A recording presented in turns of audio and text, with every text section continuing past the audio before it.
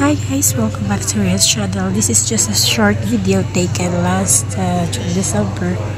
Nagawin kami Cagayan de Oro. Ayan guys, pagod na si Rian dyan dahil this is the worst travel ever. Dahil delayed yung flight namin.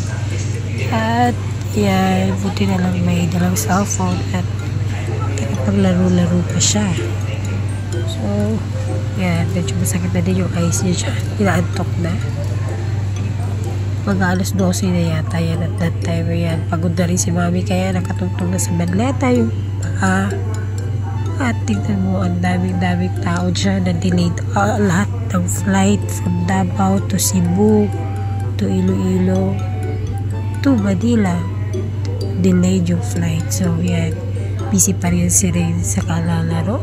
Laro lang siya ng laro. So, ayan guys, so nainip na rin si mami dahil sana i-video namin yung trip namin going to Cagayan de Oro. Pero ang nangyari, napagod na rin ako dahil 3 times po na delay yung flight namin.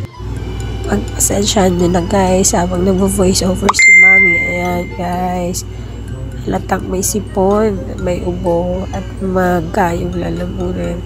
Ito, naghanap lang ng video para makapag-update sa YouTube channel ni Rian dahil nga busy po kami parate.